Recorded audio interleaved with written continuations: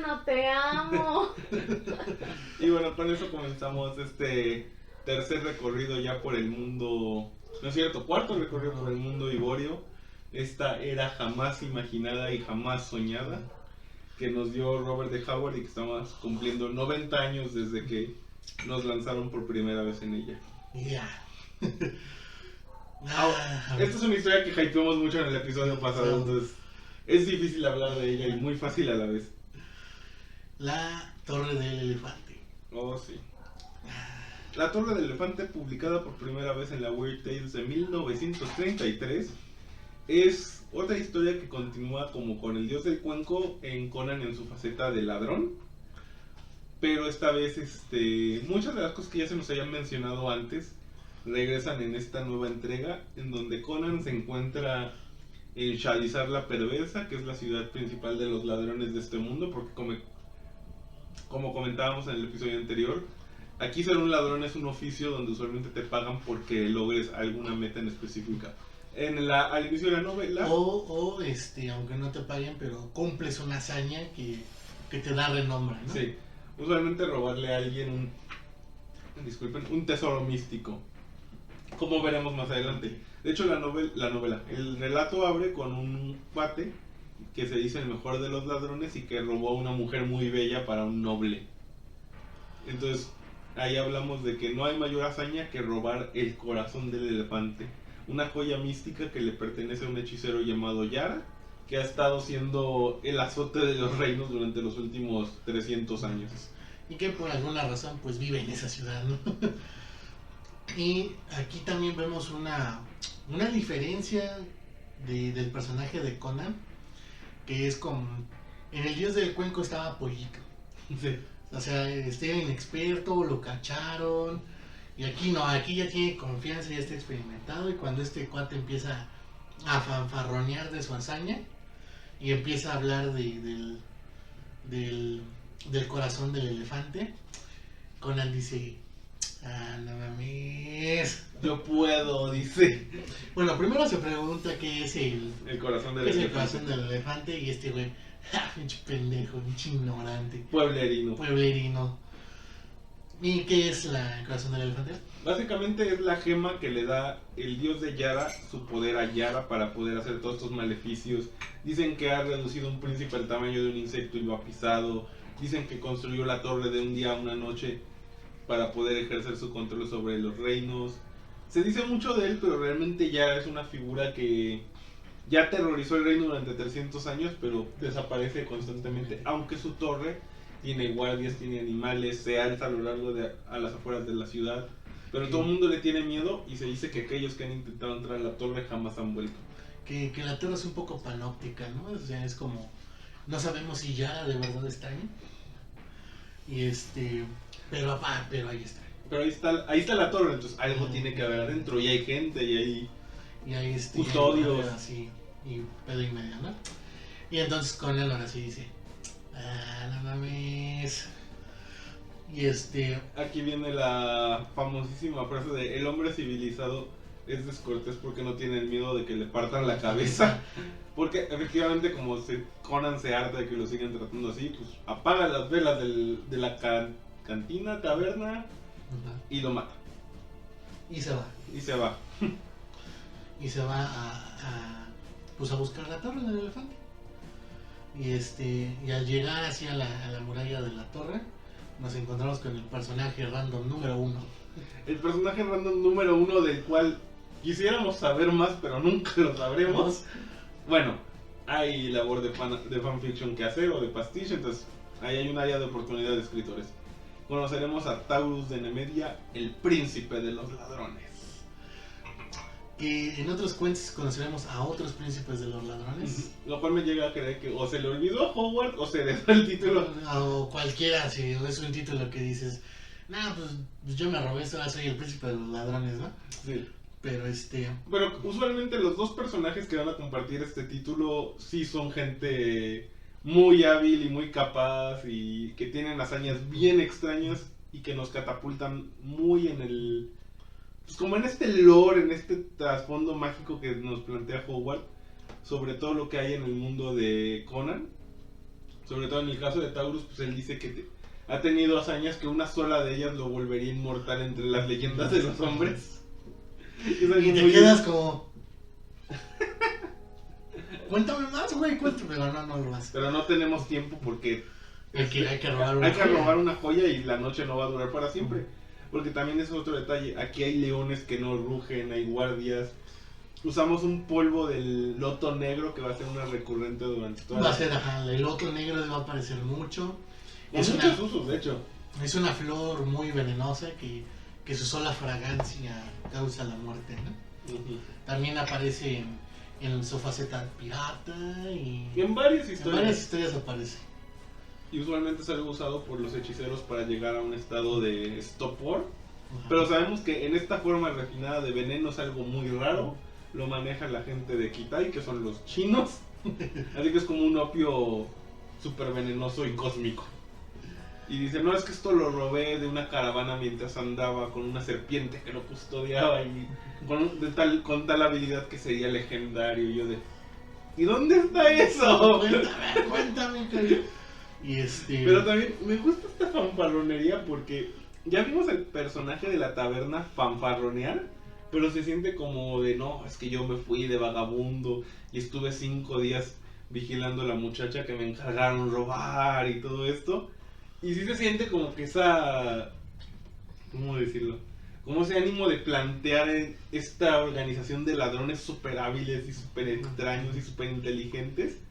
Pero de repente pasamos de esto que fue robar a una mujer para casarla con un noble a las hazañas que tiene Taurus, porque tiene otra sobre una cuerda que usa para trepar la torre que está increíble. Y es muy divertida porque, ¿cómo decirlo? Sí se basa mucho como en leyendas y creencias de los pueblos de Europa, que es... Bueno, cruzan la muralla principal de la Torre del Elefante. Matamos con el loto negro a los leones. Porque no hacen ruido, entonces ni para saber dónde están ni nada. Entonces este cuate avienta el polvo y los mata, ¿no? Que por alguna razón pues ellos no se mueren tampoco. Por el viento como sopla, creo que lo dice. Y saca esta cuerda hecha de pelo, de cabello de mujeres. De mujeres trenzadas. Mujeres trenzadas. Y lo avienta hacia la torre. Y este ladrón, Taurus, sube. Y luego sube Conan. Y madres, Taurus está muerto. Porque también algo muy chistoso que menciona Howard mucho en la novela es que Taurus está gordo, pero es un hombre muy ágil.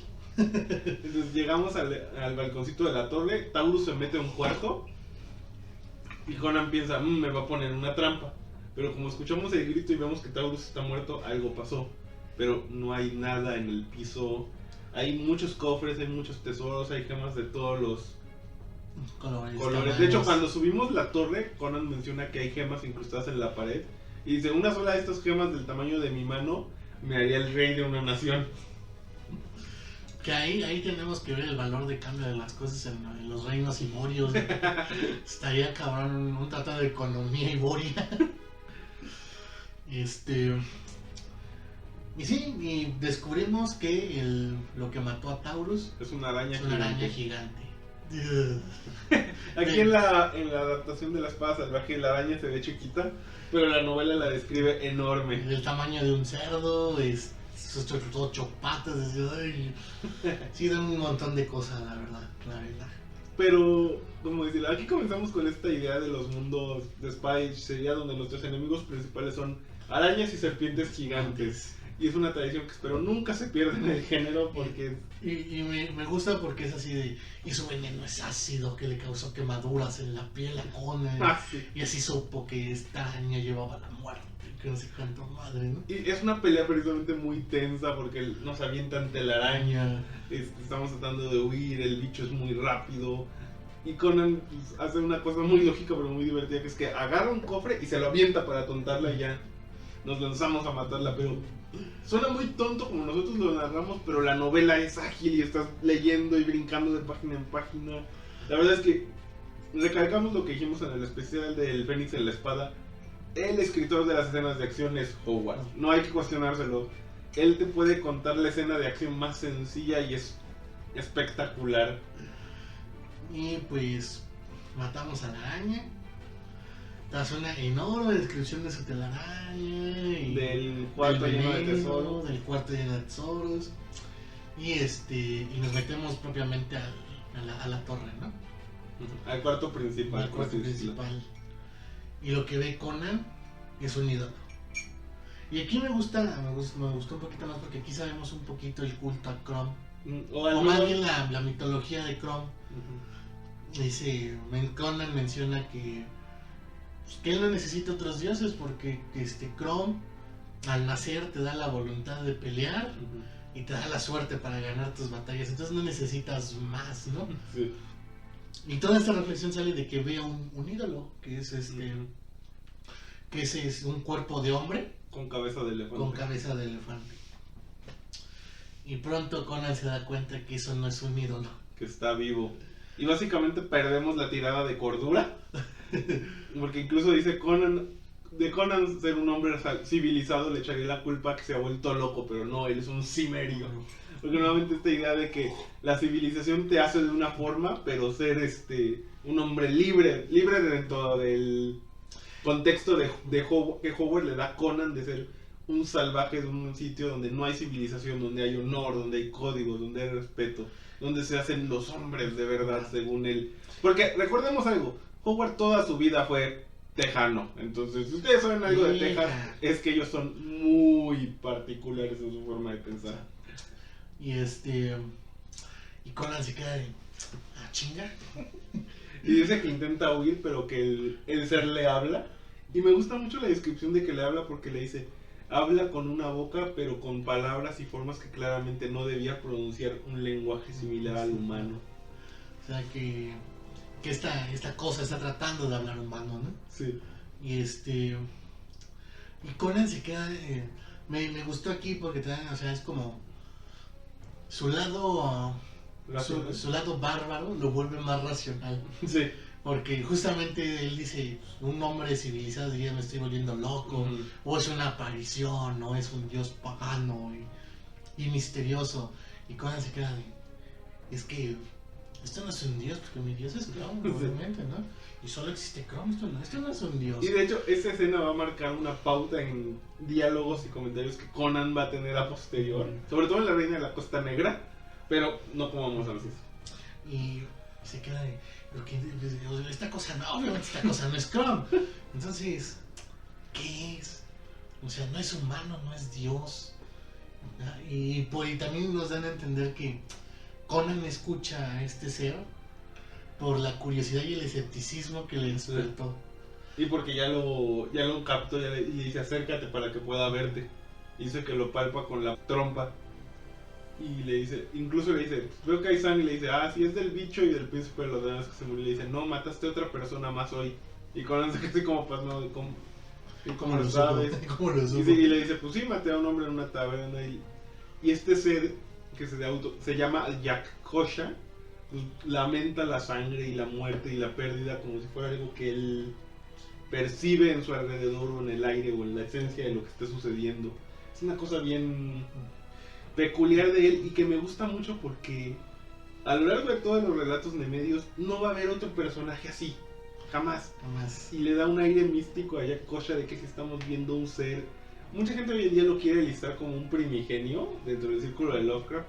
Yo creo que no, pero me gusta esta idea de que sí tiene como mucho poder, pero más que él hablar como si fueran hechizos o poderes, habla como si fuera su forma de ser. Literalmente es algo alienígena, es algo fuera de este mundo y se siente ajeno a ti como lector, y a Conan también se le siente ajeno, y es una esencia súper súper divertida de leer porque estás intrigado de qué es él, de dónde viene, qué hace aquí, cómo llegó, lo que convierte a Yak-Kosha en el personaje random número 2 porque, o sea, te esperas cualquier cosa. La primera vez que yo leí esto, la verdad te esperas cualquier cosa. Sí. O sea, yo tenía el precedente del dios del cuenco, ¿no? Entonces te esperas igual un monstruo, algo sobrenatural. Y ya matamos a la araña, de hecho. Ya matamos a la araña. te esperas incluso enfrentarte directamente al hechicero. al hechicero, ¿no? Pero no te esperas nada de esto, o sea, y no solo no te esperas al ser, sino lo que hace el ser, de dónde viene, quién es, por qué está ahí, y lo que pasa después, o sea, realmente no te esperas nada.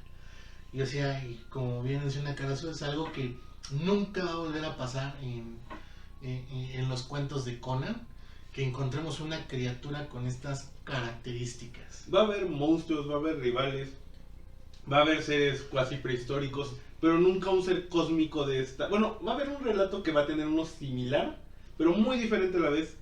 Pero este ser cósmico que habla de una forma tan trágica, que está ahí y que es claramente anormal y muy poderoso, pero nunca vamos a tener otra cosa así. Y básicamente ya Kosha, como que... No sé si han hablado con una persona que se nota que no habla con mucha gente y les empieza a contar toda su vida nada más porque sí. Entonces es lo mismo, como que ya Kosha no había hablado con nadie en años. Ya chochea. Y le cuenta toda su vida a Conan y le dice que él y sus amigos estuvieron como una especie de revuelta, pero que el gobierno los expulsó de su país, de su planeta. Y ellos fueron volando por el universo hasta que llegaron al mundo. Incluso puede que el concepto del comandante Zork Sí. saliera o se inspirara en esto. No lo dudes. No sabemos si Jack Kosha fue viajando en un cristal así todo raro, pero es divertido pensarlo. Es divertido pensarlo, pero él dice que vuela con sus alas. Pero que cuando llegan a la Tierra, las alas se pudren y ya no tiene manera de volver. Pero lo que me gusta mucho es que empieza a hablar desde esta cuestión cósmica. Aquí literalmente es cósmico porque dice, es que nosotros tenemos vida como la de un planeta, pero no somos inmortales. Entonces yo vi el tiempo pasar, yo vi a los atlantes nacer y caer y volverse monos y luego ver cómo los monos evolucionaron en hombres. Y tú cuando estás leyendo esto es de cómo llegué aquí, ¿qué es esto? Quiero de la que se fumó Harvard. No mames, ¿qué se metió este cabrón? Yo Quiero que me diga el pueblo de al que se cruzó a México, porque él viajaba mucho a la frontera. No, pero es una cosa loquísima y lo admiro muchísimo por haberlo hecho. Así te dice, yo vi a los Atlantes y vi a Lemuria caer y vi nacer a Chabelo o sea, no, o sea, ya Kosha es otra cosa. Y fui con él a la prepa. Luego hablaremos de Chabelo, porque Chabelo también es un referente. Sí. Ya le llegaremos un espacio. Ya haremos cómo traerlo a tema. Y Conan también por alguna razón se queda. Sí. O sea, te explica que está como hipnotizado, está paralizado por un efecto de mágico de Jack Kosha. Bueno, en realidad no, pero se queda pasmado escuchando. También pinche narración, ¿no? Sí. Soy un ser cósmico que tiene millones de años de existir. Pues sí te saca de pedo si te quedas a escuchar, güey. Sí, y de hecho ya que Kosha termina su narración, dice que Conan sintió tristeza y depresión y dice, es como si una tragedia cósmica y universal cayera sobre sus hombros. Y pues obviamente Conan es tú como lector, Conan es tu proxy, es con quien estás llevando la aventura y sientes ese peso y sientes esa melancolía y esa tristeza de que... Y un poco Conan se queda como, pues, ¿yo qué, no? Sí. O sea, ¿qué hago yo con esto, no? O sea, ¿por qué me lo cuentas? ¿Qué quieres que haga, no? Porque ahora se preguntan, ¿cómo un ser tan poderoso terminó aquí? Bueno, ya va a aprender magia con él, porque al parecer la magia también es un concepto que existe para los seres de Jack, como se autodenominan, porque él dice que viene del planeta verde Jack. Cosa que no... Tengo mis quejas sobre eso, pero hablaremos al final del podcast de este tema. Y entonces dice que ya fue a aprender con él, pero pues que con hechizos lo atrapó y lo torturó y lo convirtió en su esclavo. Y dice, ya no soy el dios de la gente de las selvas del oriente, ahora soy el esclavo de un demonio con forma de hombre. Y le construí esta torre en un solo día. Y ahora tengo que cumplir sus caprichos ensuciando mi alma con pecados cósmicos, porque usa el término pecado cósmico, güey. Y en una sola frase te ha dicho que él es Ganesha. Sí. O sea, es mágico como cómo Howard te explica de dónde lo sacó. Sí. Así es. A mí me adoraban en tal lado, En Oriente. en Oriente, pero pues este cuento me sacó de allá y ahora soy su perro. Básicamente. Y aparte también menciona que le llevaban ofrendas de fruta, un culto muy similar a Ganesha. De hecho, varios académicos creen que es la interpretación howardiana de Ganesha, aunque parece ser que nunca dijo de dónde sacó la idea, pero es muy bonito todo pues esa tragedia universal, este enorme mal que le cayó a este pobre ser que era feliz viviendo en una tribu, siendo medianamente adorado y él ayudándoles. Sí, se siente como la película de Kong. Ándale. Que toda la isla acá bien bonita y le avientan bombas así Sí. gratuitamente. Se siente un poco así, y volvemos un poco más a la crítica de la civilización, que es el hombre civilizado que despoja de su cultura. O sea, este güey le robó su diosa a una cultura, ¿no? Entonces, que despoja de su cultura a grupos de gente y de sus tradiciones para sus propios fines y ambiciones. Entonces no sé si Howard lo hizo de manera consciente o la crítica se dio así solita, pero hay mucho de eso, de cómo el hombre civilizado blanco se apodera de todo lo que está a su alcance para explotarlo y pues despojarle de su sentido, ¿no? Sí, es un mensaje tan profundo que llega en un cuento que se publicó en la revista Pulp, que la siguiente historia bien podría ser algo porno, güey. O sea, sí, pero aquí y aparte también te preguntas, pues, ¿qué hace Conan ante esto? ¿Cómo reacciona? Pues nada, ya Kosha le dice, tú eres la mano del destino que me va a librar y te voy a enseñar mi último hechizo para vengarme de Yara y para que tú puedas tener tu gran hazaña. Y Conan, ok. ¿Han visto ese meme de la A chiquita? Entonces, así, alguien ponga a Conan con el A. Sí, entonces básicamente matamos a Jack Kosha, usamos el corazón del elefante que está ahí guardado y le echamos toda la sangre del corazón de Jack Kosha a la gema y dice que la gema lo absorbe como una esponja y tenemos que llegar a despertar a Yara y conjurar un hechizo. ¿Y se acuerdan que en el podcast pasado decíamos que Conan tenía cierta desconfianza hacia la magia? Pues aquí nos dan a entender que Conan está pero cagadísimo haciendo esto. Sí. Tiene un desagrado y una desconfianza haciendo esto.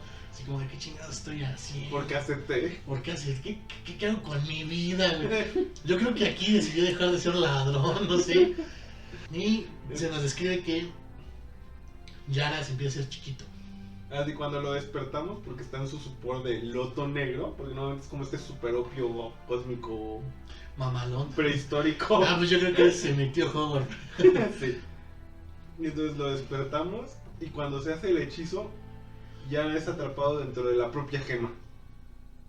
Y luego de eso la torre se empieza a derrumbar, que de hecho ya Kosha le dice, la torre se va a caer, así que corre y no mires para atrás, podrás salir sin que nada te detenga. Dándonos a entender que el propio Jack Kosha hizo algo para que ella pueda escapar. ¿Y qué hace con la gema? ¿Se la queda? No, nunca nos dicen. O sea, no queda claro en la historia. En la mayoría, en las adaptaciones gráficas, se ve que dentro de la gema queda Yara y Jack Kosha persiguiéndose. De hecho, así es como se va a ver en esta versión de la espada salvaje. Ajá. Como si estuviera atrapado dentro de la gema. Y no me acuerdo si dentro de esta adaptación Conan deja la gema y se va, o se la queda. Pero o sea, es un detalle muy bonito, es el que le dejan hacer como que tener en la adaptación su venganza cósmica. Ajá.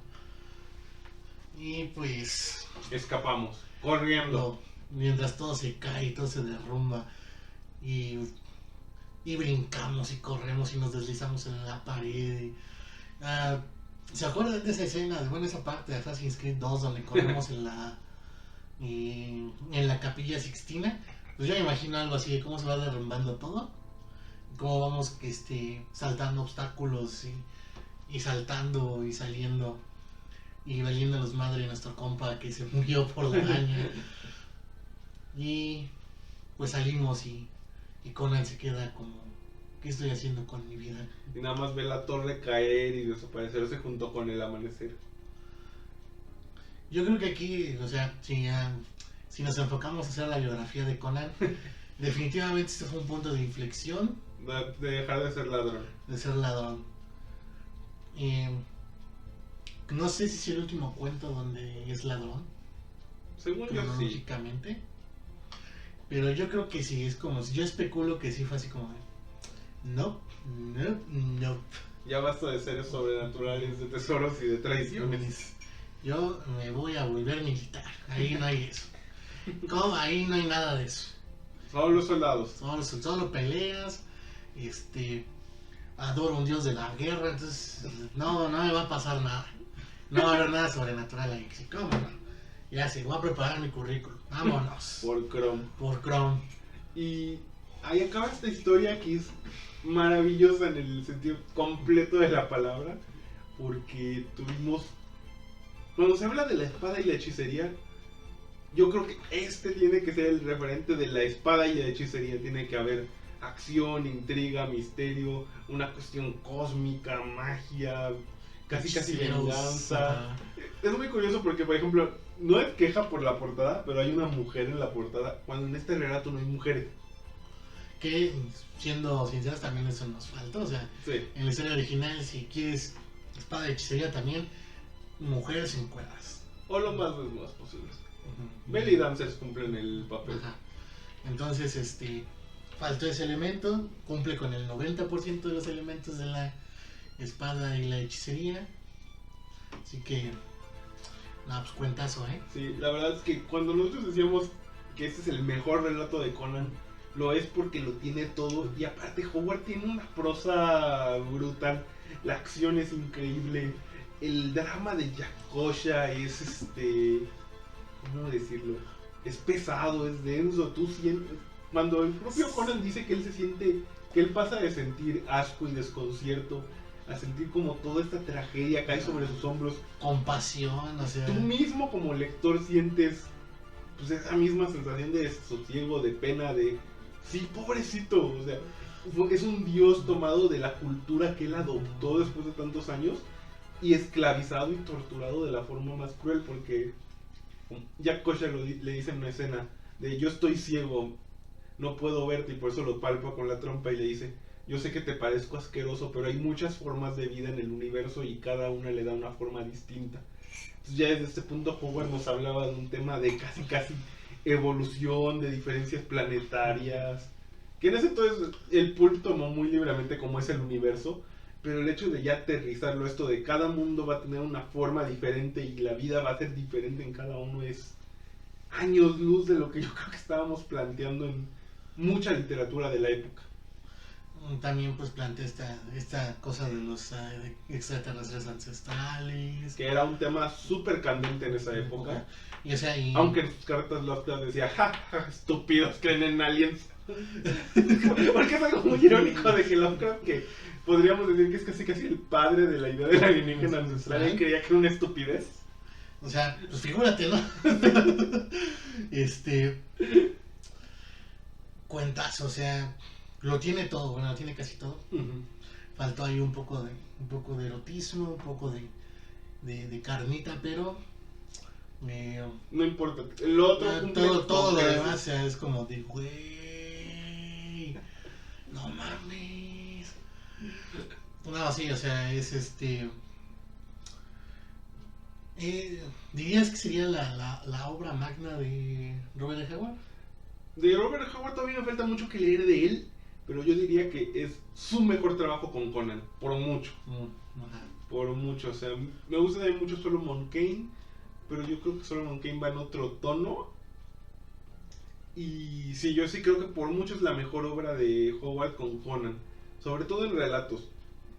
Ya luego hablaremos de otros relatos que yo considero también de lo mejor que hizo, pero creo que para la extensión de páginas, guión, palabras que utilizó, aquí está en su punto. O sea, algún día voy a buscar qué relatos iba publicando en general, porque pues nada más tengo el orden de los relatos de Conan. Y quiero ver qué iba publicando además de esto, porque él fue autor de 400 relatos. Madre. Pero aquí se siente en su mejor momento. Es como cuando compras el disco de grandes éxitos y que obviamente solo vas a oír lo mejor de lo mejor. Y en cambio cuando, por ejemplo, lo escuchaste disco por disco y dices, ese es el mejor tema de ese, y vas reconociendo los discos de grandes éxitos, siempre hay un disco en el que el artista, tú dices, aquí, ya, de aquí no puede ir más allá y de ahí va para abajo. En el caso de Conan nunca pasó eso de que fuera más para abajo, pero yo sí siento que aquí ya Howard está en su mejor momento con su mejor personaje. Opino lo mismo, o sea, tampoco me he leído tantos relatos de Conan, pero de entre los que he leído este es el mejor, porque auténticamente lo tiene todo. O sea, tiene esta cuestión cósmica que es influencia de Lovecraft, tiene estas peleas, tiene esta pelea con la araña, o sea, la araña da mucha cosa, da mucha cosa. O sea, ¿se acuerdan de Gore? Esa araña me daba mucha cosa, pero una araña buena onda, güey. Y aquí no, esta es una pinche araña culera. Y dices, no, sí, da un buen de cosas, y su veneno ácido, y todo esto, y pues... Aparte, con la reflexión que hace Howard, mantiene su crítica a la civilización y a la modernidad, pero mete también este elemento del despojo cultural y de cómo los grandes imperios se forjan a partir de quitarle sus tradiciones y su cultura, pues a otros pueblos. Porque ¿no? Digo, Cross Plains de Texas era un pueblo que se creó con el boom petrolero, pero al fin y al cabo fue un boom que se creó aparte de correr a los nativoamericanos de sus tierras, y donde, aunque a él no le tocó verlo todavía, le tocaba las historias populares. Ah, sí, yo maté a no sé cuántos pieles rojas, porque era algo muy común de la época. Entonces imagínate crecer oyendo eso de toda la riqueza que yo tengo. Es una prosperidad a base de sangre, a base de quitarle a la gente lo suyo. No he podido leer en sus cartas si él estaba consciente de eso y lo hizo a propósito, pero ese sentimiento plaga la obra de una manera tan fuerte que me niego a creer que sea una coincidencia. Sí, o sea, hay ciertas partes conscientes de esta crítica que Conan hace, ¿no? O sea, sí. Era como, esto no me está gustando y voy a plasmarlo aquí, ¿no? Y sí, hay otras que yo dudo que hayan sido conscientes, pero la reflexión te lleva a ellas, ¿no? O sea, van una con la otra, ¿no? Y aparte también, pues, aunque tal vez lo hacía más de forma para impresionar, lo que decía Howard, de que Conan se le aparecía un sueño si le contaba sus historias, yo creo que sigue mucho con esta coherencia de que él claramente tenía en Conan un personaje muy bien escrito, en el aspecto que él sabía cómo era su personaje, cuál era su comportamiento, su forma de ver, de pensar. Al fin y al cabo, Conan es una versión idealizada del propio Howard, pero me parece que él en su mente tenía claro cómo debía ser y por dónde debía llevarlo. Y es una pena que lo perdiéramos tan joven, porque 28 relatos de una novela de Conan nos dan un personaje sumamente profundo y completo. Si hubiera vivido un poco más, Dios sabe que hubiéramos llegado a tener con él. No es por demeritar el trabajo de los autores que continúan su obra, pero nunca llegamos a este punto. Sí, y también un mundo muy rico, o sea. Sí. Años antes de que Tolkien creara la Tierra Media, Howard tenía la era Iboria. Y esta cuestión también de la técnica de Howard de, pues por mis huevos, ¿no? O sea, es algo que quien quiere escribir, por lo menos debe intentar. Sí. O sea, sí existen estructuras narrativas, existe coherencia, existe todo lo que quiera, pero por lo menos todo escritor debería tener el ejercicio de, vamos a hacer una historia donde todo pase nada más porque sí. No, y donde haya personajes que fanfarroneen hazañas, historias que nunca voy a desglosar, nunca voy a escribir, pero que estén ahí para que denle este aire de, es que sí, claro, él es el héroe de esta guerra que gana. Que yo creo que es un poco donde la regó George Lucas en contarnos la Guerra de los Clones. Debió dejarla como algo mítico, pero es ese punto de que llega este personaje y te dice, sí, yo participé en tal evento y hice tal hazaña y obtuve tal arma y tal gema. Y tú te quedas de, sí, no, sí, obviamente tiene que ser, Taurus tiene que ser este super ladrón porque le robó una serpiente mientras dormía en una caravana mientras iba andando plena luz del día. Claro que tiene que ser el príncipe de los ladrones. Y tiene esta super soga que aguanta 3 veces su propio peso porque la hizo de trenzas de mujeres y la bañó en veneno de serpiente durante 2 lunas llenas. Todo esto que suena súper tarado, súper exagerado, pero que los españoles le dicen que es de flipados, pero funciona tan bien. No, de pringados, ¿no? También, las dos. Pero funciona tan bien y le da un sentimiento de que estás en un mundo donde, claro, estas cosas van a pasar. Un mundo rico, donde pasan cosas, ¿no? O sea, donde no solo es el mundito de tu personaje, sino que es un mundo que vive. Sí, y es un mundo donde pasan estas cosas como que mezcla entre tradición oral de la vida real con cosas raras, con ideas nuevas. Porque yo creo que un error que comete mucha novela de fantasía es tratar de hacer una partida de Dungeons and Dragons. Y en cambio Howard no, a Howard le haría gorro, porque aquí empezamos en una taberna. ¿Cuántas novelas o películas de fantasía genéricas empiezan en una taberna y no tienen esto nunca? Y nuevamente esta fanfarronería que tienen los personajes de Howard es increíble, y tú notas el tono entre Taurus y el ladrón del principio, como uno claramente está haciendo un fanfarrón y el otro está diciendo, sí, claro, yo soy el mero mero. Es como cuando en tu oficina decías, sí, yo puedo contestar 50 llamadas al día, porque pues yo trabajo en un call center, eso es lo más payaso que puedes hacer. Yo lo llegué a hacer. Entonces es este mismo sentimiento de cuando oyes a alguien fanfarronear, cuando oyes a alguien seguro de sí mismo y estás leyendo. No es como que puedas ver a un personaje físico tal cual comportarse, sino que simple y sencillamente está ahí y te está contando, y para ti es algo palpable y es algo seguro. Y esa voz que Howard le da a sus personajes es brutal, es maravillosa, me emociona, me siento como niño con ganas de agarrar una cuerda e irme a trepar aquí la pared de enfrente, no sé. Y es que te permite imaginar, o sea.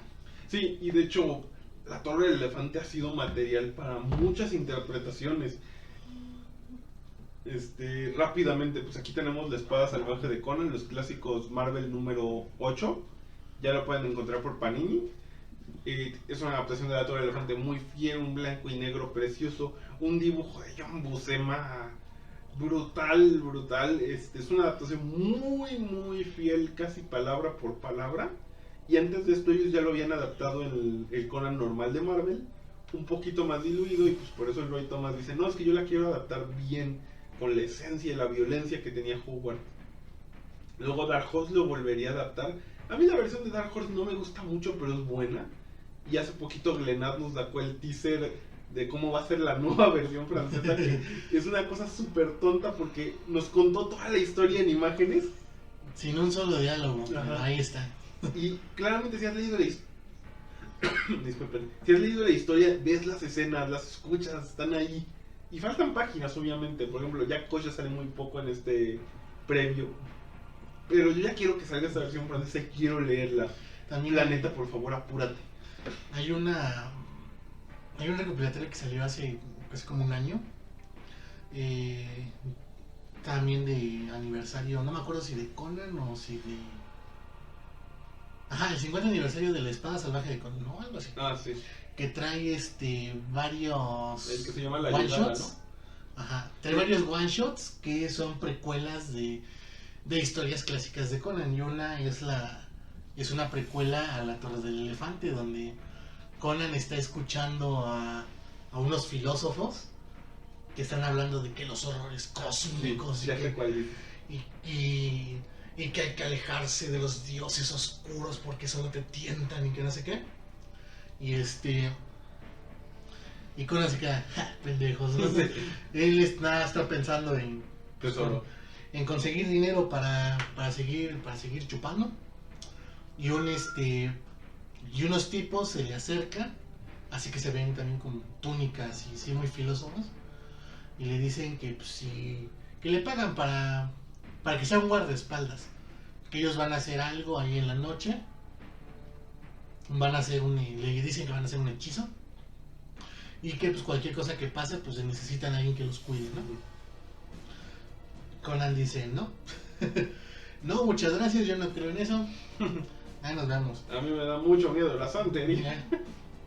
Para esto, antes de esto se peleó con otro ladrón, y este ladrón sí acepta, ¿no? Entonces ahí va Conan y se sigue a estos vatos. Y su plan es robarles. Y al subir hacia el balcón del cuarto donde están estos cuates, ya todos están muertos. Te dan a entender que pues invocaron a un ser oscuro que los devoró. Ah, ya sé cuál es del 50 aniversario del tamaño grande, ¿no? Ajá. Sí, ya me acordé. Y ya luego dicen, pues se roba todo lo que puede. Dice, ay, nos vemos. Y ya como Conan va caminando, se ve que ahí está la torre del elefante. Lo que nos dice que pues Conan va a la taberna. Donde va a empezar la historia. Donde va a empezar la historia. Y también hablando de las influencias que ha tenido esta historia, pues Conan ha sido adaptado a juego de rol muchas veces. La primera por TSR para Calabozos y Dragones. La segunda por... Ay, se me olvidó el nombre de esta compañía. Pues su sistema se llamaba Mythic D20, que era una variante del sistema de Calabozos y Dragones de esa forma. Y sacaron la Torre del Elefante como suplemento.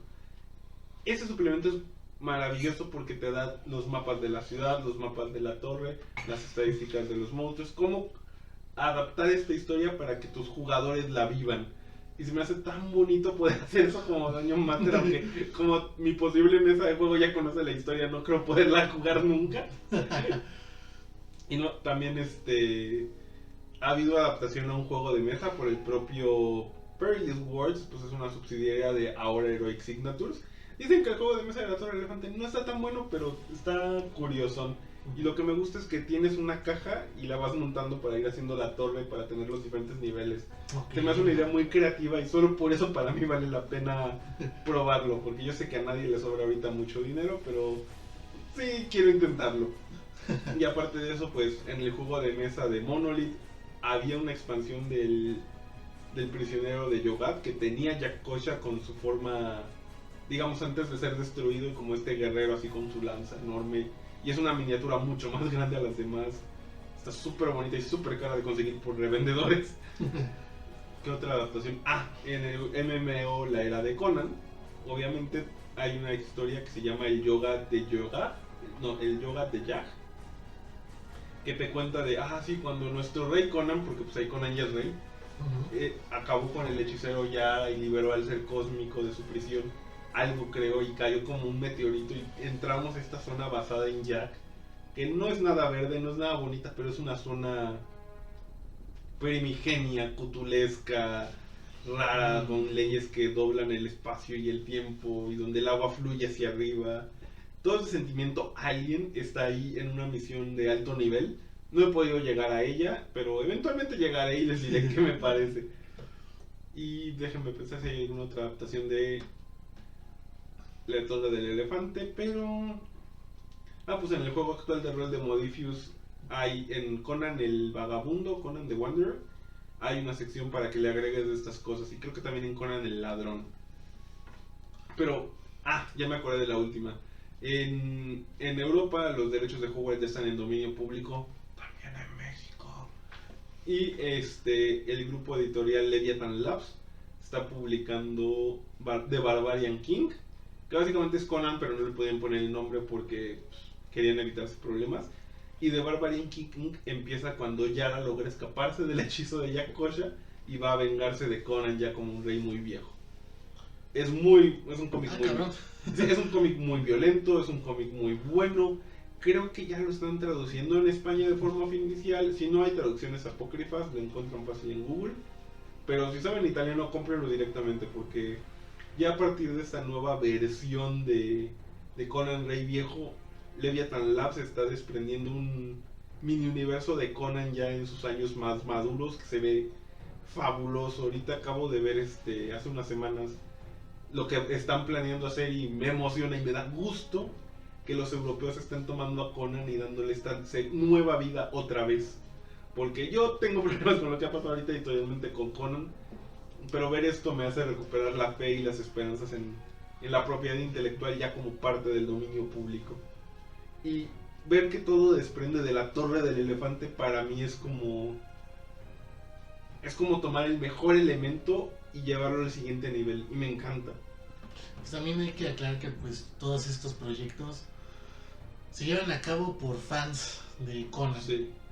O sea, aunque haya cierta aura de oficialidad, no dejan de ser fans.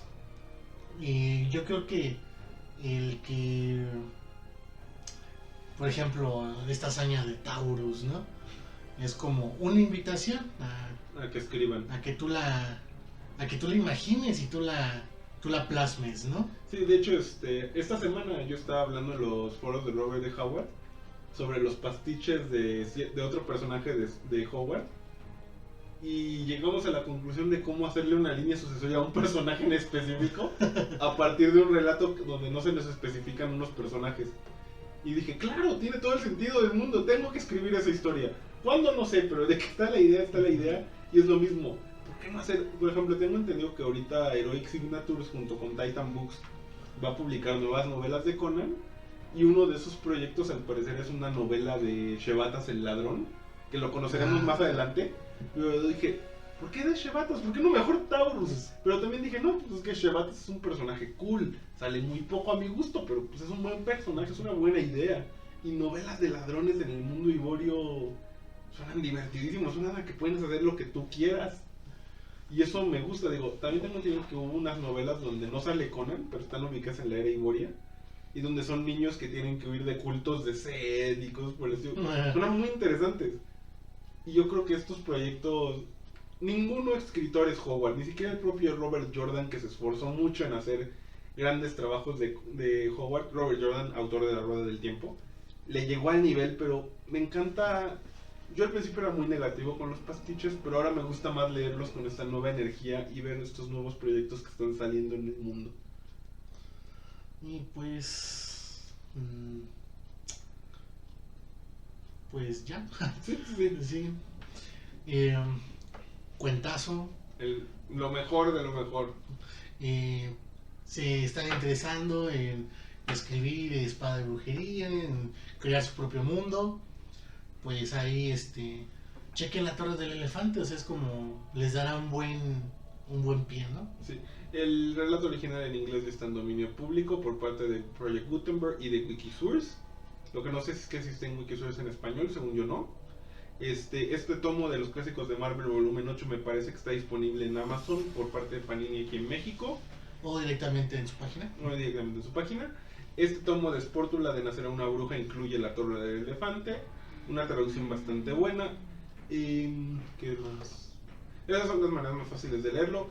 Relatos Salvajes en su canal de iVoox tiene una adaptación de radionovela muy muy buena de la Torre del Elefante. Y la verdad es que si dicen, no es que no me interesa Conan, solo háganse el favor de leer esto. No van a salir decepcionados y es por mucho lo mejor. A producción no le gusta Conan y este relato hasta a ella le parece increíble.